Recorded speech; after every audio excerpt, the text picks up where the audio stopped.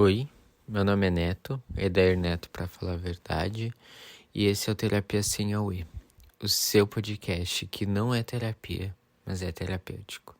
E eu convido você a se sentir à vontade, a deitar na sua rede, a sentar no seu sofá, ficar com as luzes bem baixinhas e compartilhar comigo essa conversa bem gostosa. Hoje eu gostaria de falar com você sobre ciclos, sobre coisas que na verdade às vezes não são medos, mas sim hábitos que a gente nunca para pensar e como a gente pode mudar. Recentemente eu estava conversando com um amigo e colega, né? Colega, assim, amigo, colega. E a gente estava conversando sobre exatamente esse ponto, assim, em conjunto, em um grupo. E ele me contou uma história que eu achei bem interessante, que era sobre um grupo de mulheres, de famílias, gerações de famílias, e todas elas cortavam um peixe entre, tipo, o rabo e a cabeça. Todas fizeram isso, né? Essa geração. Então teve a menina mais nova e chegou e falou: mãe, por que você faz isso com o peixe? Ela falou: não sei, minha filha, foi assim que eu aprendi, sua avó que me ensinou. Aí a menina foi falar com a avó disse a mesma coisa. Ela foi falar com a bisavó, a bisavó falou a mesma coisa, aí ela falou, acho que é tataravó. E aí a tataravó falou: é porque, minha filha, a cabeça e o rabo não cabia na bandeja, então eu começava por eles. Então, ou seja, aquilo na verdade não era que o peixe ficava gostoso, não deixava o peixe, mudava nada, era simplesmente porque não cabia na bandeja da tataravó, e isso foi passando e foi passando, e as pessoas nunca pararam para pensar: gente, por que que eu corto o peixe desse jeito? Entende? Então, tá aí uma questão que parece que tem coisas na nossa vida que vai ser que nem genética. E a gente não vai estar disposto muitas vezes a querer mudar isso porque a gente acha que ou vai fazer algum mal na nossa vida, ou vai, sei lá, dar algum problema no nosso futuro. Mas os ciclos, certos ciclos, eles vão deixar a gente desconfortável, alguma tradição, alguma coisa. Então, ele serve muito pra gente refletir, sair um pouquinho desse ciclo, ficar um pouco no desconfortável e saber encará-lo, certo? Na verdade, a gente não gosta, né? Nem de imaginar sair dessa bolha, então agora imagina fazer diferente. Já que você viu que talvez os seus pais, os seus avós, seus bisavós sempre fizeram dessa forma, e é você, logo você, que tá se achando bonito, que vai comprar o pão fresquinho da fila e vai achar que pode fazer diferente. E acho que é isso que trava, gente. Esse que é o nosso medo de pensar que talvez nós podemos dar uma melhoria, imaginando algo sobre ela, sabe? Mas uma hora a gente vai ter que ser obrigado a fazer isso. Porque assim, você tem uma cabeça, talvez, para sua família muito louca. Nossa, você é aquele filho louco. E, cara, são esse tipo de pessoas que, quando trazem um desconforto para a família, podem dar um novo olhar e ver como pode ser diferente. Isso que é o legal, às vezes, sabe? Às vezes as pessoas não pensam que talvez se você colocar um pouquinho de açúcar no frango, sabe? Um tiquinho. Falar que ideia louca, mas já colocou. Quem já colocou um pouquinho de açúcar no frango sabe que dá uma, não cobertura, mas deixa uma camadinha gostosa. Então você pode fazer coisas novas na sua família, uma receita nova que vira uma tradição. Isso que eu acho de legal pensar, que talvez o seu relato, talvez a sua ideia inovadora vai virar uma tradição nova para novos membros da sua família. Então, às vezes a gente não precisa ficar com medo daquela vergonha. Acho que a vergonha em si, ela é uma coisa que deixa a gente desconfortável. A gente confunde muito esses dois sentimentos. Por que a gente sente vergonha, né? Tipo, ela deixa lá a gente encolhidinho, deixa a gente lá quietinho. E se você vê, não teve o porquê pensar dessa forma. Ao contrário, as pessoas até gostaram dessa ideia. E elas acharam, pá, cara, legal. vale a pena investir nisso. Porém, você que está assistindo esse episódio, e seja muito bem-vindo. Se você não assistiu os outros episódios, eu recomendo você fazer isso, porque também já falamos de assuntos parecidos como este, sobre falar de fugir de problemas, como a gente pode se expor, que isso não é uma maluquice, né? E eu acho interessante que quando você vê esses episódios, nós estamos no quinto, galera. Quinto episódio desse podcast. Eu tô muito feliz. Muito feliz mesmo de saber que eu tô conseguindo aí ajudar quem precisa. Mas bola pra frente. Eu não vou rolar, não está na hora de fazer cerimônias, né? A gente quer saber como a gente pode lidar melhor com esses problemas. E sabe que é legal, assim, imaginar, então, nessas bolhas, que também nos outros podcasts que a gente fala, toda hora que eu falo com vocês sobre o medo, ou, tipo, que você não deve fugir de você, que você deve dar um reflexo pra você, que é até o episódio anterior, porque tudo isso conecta uma história que são de pessoas tímidas ou envergonhadas. Eu acho que, querendo ou não, eu procuro esse nicho mesmo sendo um sem querer, porque o meu objetivo é atrair pessoas que precisam de ajuda, né? E querendo ou não, acho que toca um pouco nesse assunto do envergonhado, no tímido, porque, cara, as pessoas tímidas, elas têm uma coisa espetacular dentro delas, elas têm uma coisa de poder mudar literalmente as coisas, elas têm um potencial incrível, só que elas são reprimidas porque nunca ajudaram elas a terem fé nelas mesmas. Eu falo isso por ser uma pessoa, assim, né? Tipo, eu não sou tímido. Eu descobri isso recentemente, mas isso é um assunto para um outro episódio de podcast. Se você quiser que eu conte essa história, deixa aí nos comentários.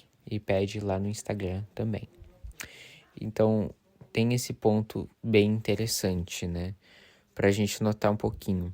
E eu acho que uma forma muito legal de saber que você tem uma ajuda é saber o autodesafio. O que que é isso?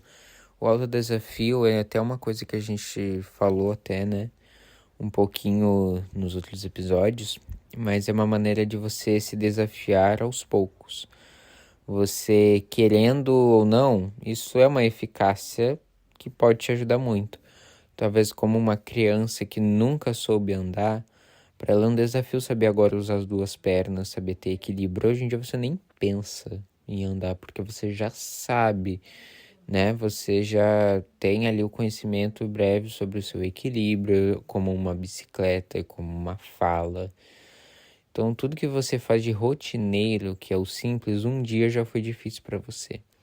Então, por você ter sido exposto a esse desafio, você conseguiu uma coisa nova na sua vida. Então, você já sabe como ele funciona. Você já sabe que aos poucos, ó, você caiu, ralou o joelho. Talvez você até parou um pouquinho. Mas no outro dia você se sentiu motivado, começou a andar de novo, começou a enfrentar esse desafio novamente, porque você não se colocou tanta pressão.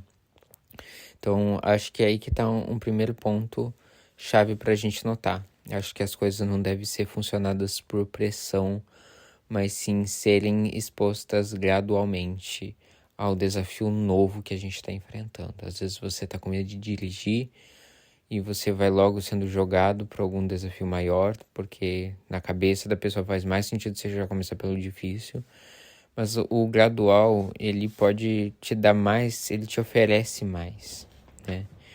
E é assim que eu aprendi nas minhas as coisas da vida, né? Tipo, relato pessoal meu, né? Que quando eu tava na terapia, uma lição que eu aprendi foi que as coisas que eu achava mais difícil, elas não entravam na minha cabeça, que eu tinha que ser envolvido nelas, sabe? Tipo, eu achava que não fazia o mínimo sentido eu estar dentro delas, eu estar sendo expostas a elas. Eu achava que primeiro eu tinha que quebrar o ciclo, mas não tem como você não quebrar o ciclo sem você não entender o que que é ele e saber não se expor a ele.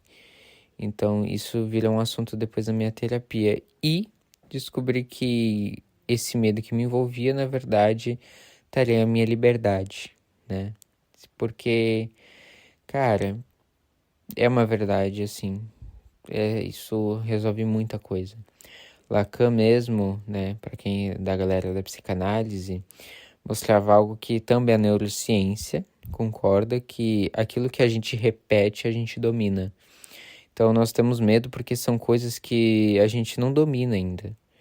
Então, quando você vê que realmente você tinha a tendência, assim, você tem um dom, obviamente fica mais fácil e você quer repetir, mas agora com aquilo que às vezes é uma necessidade sua e você não tem dom, fica uma coisa muito difícil de você continuar, de você acrescentar na sua vida e você querer mudar.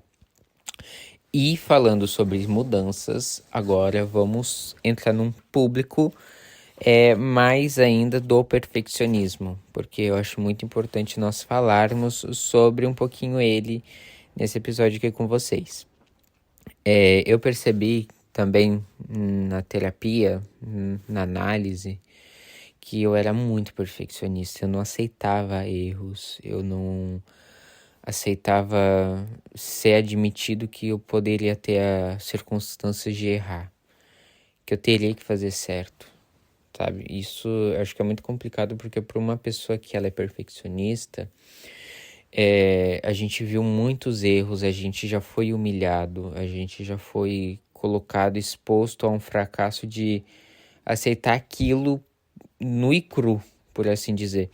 Então, obviamente, fica difícil a gente aceitar, saber que a gente tem que passar por isso, que, sabe, que agora não adianta, você precisa errar, você precisa aceitar que você erra para poder conseguir o seu sucesso. Então, é uma coisa que me pegou muito, mas graças a Deus eu estou cuidando melhor disso, né?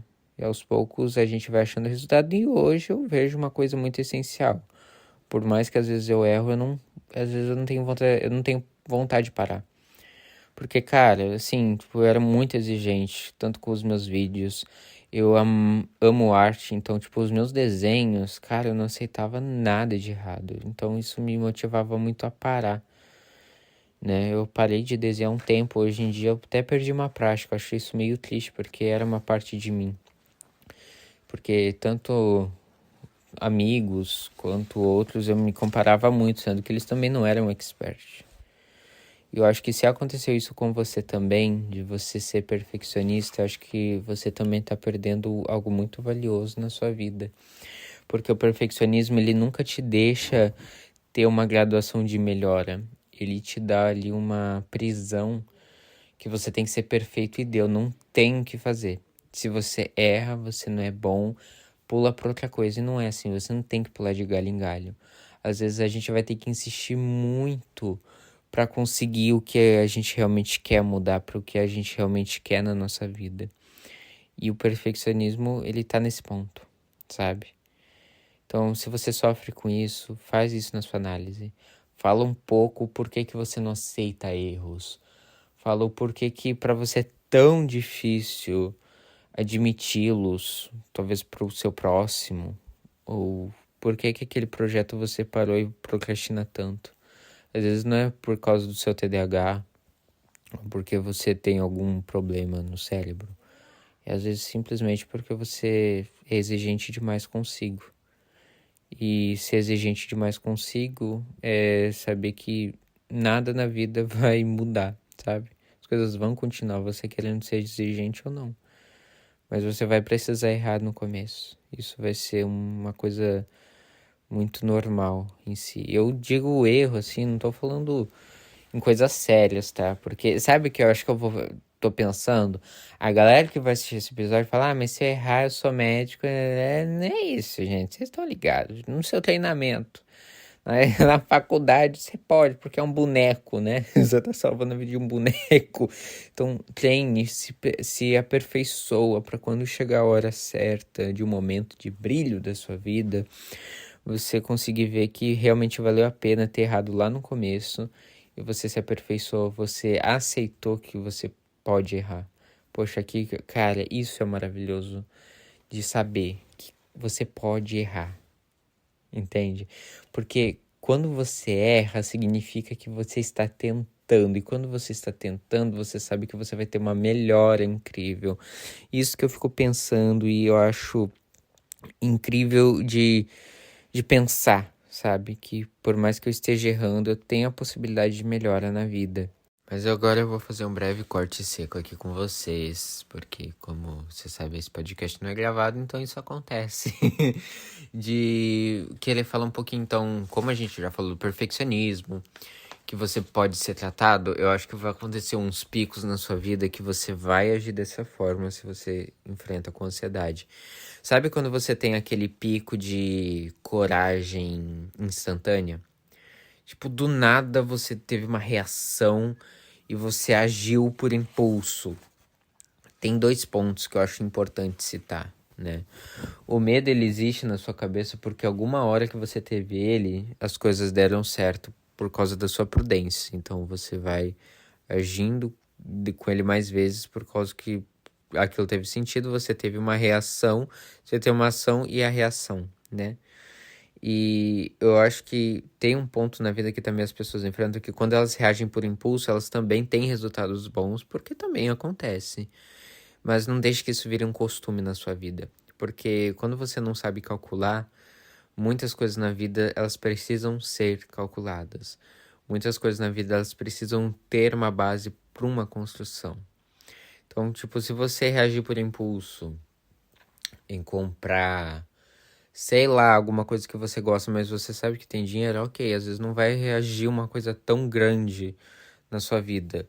Mas se você reagir ali no final do mês e você também é CLT, talvez você vai ter um problema gravíssimo. Porque a sua reação vai ter uma ação. Quando eu aprendi isso na minha vida, as coisas encaixaram, porque isso faz a gente querer pensar. Algo que dentro da psicologia positiva me ajudou bastante é saber fazer o mindfulness, meditação profunda, por causa que ela me forçou a pensar mais com cuidado e cautela, sabe? Acho que quando a gente é jovem, a gente tem uma oportunidade incrível. Essa ação e reação não vai exigir tanto da nossa vida, porque a gente não vai colher tantas consequências. Nós temos os nossos pais, né? Somos jovens, mas quando a gente ficar mais velho, a gente agir ainda por impulso, a gente vai querer abrir um negócio do nada, sem calcular as coisas. E fé em Deus, vai ter muito problema. A gente precisa calcular melhor essas coisas, não ser tão chato, mas também não ser tão liberal, sabe? Nem tanto ao céu, nem tanto à terra. Eu acho que eu já disse essa frase já umas 5 vezes, porque já é o 5º episódio, eu praticamente falo em todos os episódios. Essa frase da minha vida em si, né? E, cara, tem coisas assim que é importante a gente pensar com cuidado, porque é o seu futuro que tá envolvido, não é uma brincadeira, gente. Então, por favor, pensa um pouco de cuidado, tá? Então, vamos calcular. Vai ajudar muito, né? Bom, aí entra o ponto do cálculo. Eu não vou fazer corte seco, vou fazer um corte aqui bem pesado, né? Eu acho que na análise, se você é uma pessoa indecisa ou uma pessoa impulsiva, acho que esse episódio vai servir muito pra você. Porque assim, eu sou de humanas, eu vou ser bem direto aqui com você, eu sou de humanas. Minhas notas de matemática dava pra passar, mas as minhas notas de humanas, meu filho, sobravam. Entendeu? Porque assim, as coisas pra mim de cálculo é uma coisa que não vai e acaba sendo uma coisa tóxica para os alunos de humanas, né? Quem é de humanas vai me entender o que eu estou falando, e se você é de exatas, me perdoe. Eu não sei como é que vocês conseguem, gente. Para mim é uma cabeça incrível, respeito totalmente. Mas, cara, tem um negócio que mesmo quem é de exatas vai entender o que eu tô falando. A vida, às vezes, ela vai misturar, vai fazer uma esculhambação, vai fazer uma equação da Bhaskara da raiz quadrada de 500, que ela vai misturar todos os seus problemas e ela vai triplicar junto com as suas neuroses. entende? Não tem sujeito, não tem Einstein nessa vida que sabe resolver esses problemas, porque é o tempo imprevisto, é como você vai, né, fazer um negócio desse, entendeu? Como é que você vai resolver um bagulho desse na sua vida? Então, fica difícil. Aí saber calcular nessas horas, é saber refletir, é saber fazer as coisas do jeito certo. Gente, é muito confuso. Às vezes não vai entrar muito bem na nossa cabeça, sabe? E eu acho que isso daqui também vira um convite para saber resolver na sua terapia.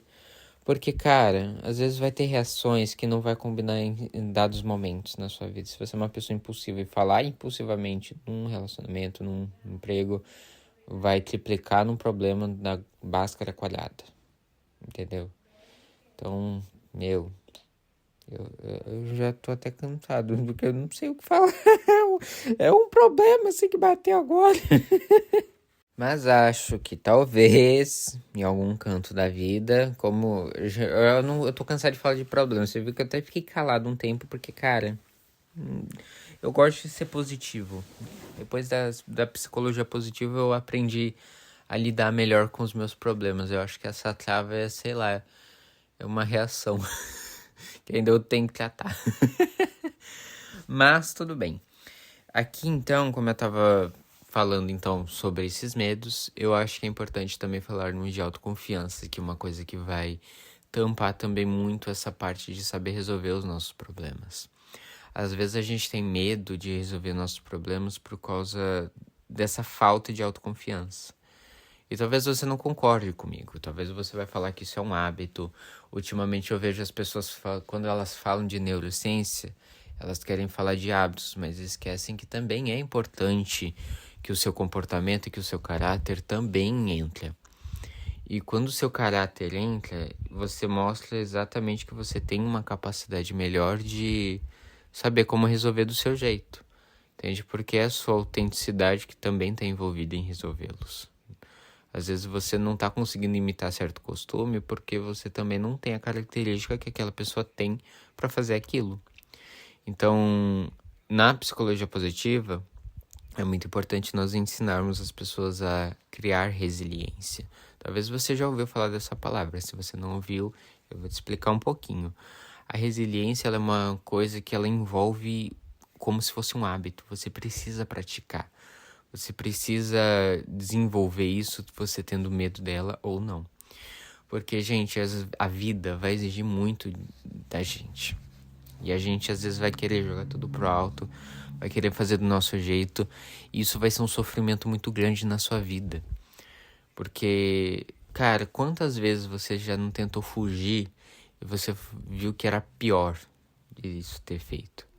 Mas agora, quando você desenvolve uma resiliência, sabendo do seu caráter, sabendo dos seus limites, sabendo quais são as suas forças, a quantidade de atitudes que você demonstra mais, demonstra menos, você consegue entender melhor do que eu tô falando. Por causa que você consegue entender que a resiliência, ela é uma forma de você poder começar devagar. Mas ela é uma forma que vai te dar um super poder de saber fazer devagar. Que nem uma escultura de pedra, sabe? Acho que você já vê aquelas esculturas de mármore. Mas elas também não são rápidas de fazer, né? A gente vê elas prontas. A gente vê nos filmes o cara fazendo em 2 minutos, mas a gente sabe que não é assim. Envolve uma mão de obra muito grande, talvez até erros, ter que começar do zero. E quando você é uma pessoa resiliente, você às vezes nem foca tanto no resultado, você foca no processo. Eu acho que essa frase de focar no processo é uma coisa importante também. Entende? Não sei se você tá conseguindo acompanhar a minha linha de raciocínio. Se eu tô indo muito rápido. Mas essa linha de resiliência e focar no processo, às vezes é muito gostoso, sabe? Às vezes eu gosto de esquecer um pouquinho das minhas metas, porque elas me deixam um pouco ansioso. E o Mindfulness, ele tá me ajudando muito nisso, porque às vezes no Mindfulness eu me concentro no presente. Às vezes quando você quer emagrecer, né, tipo, você tá ali num peso alto, você foca tanto numa meta que acaba desistindo porque você não consegue encarar o seu processo. Aí você tenta procurar formas rápidas de emagrecer e você acha que isso não serve pra você, que você não vai conseguir emagrecer por causa da sua genética, por causa do seu problema, e acaba desistindo.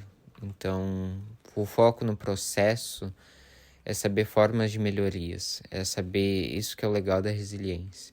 Quando você foca, você sabe onde pode melhorar, onde você pode analisar melhor os dados, por assim dizer, em como você pode garantir algo melhor para você, entende?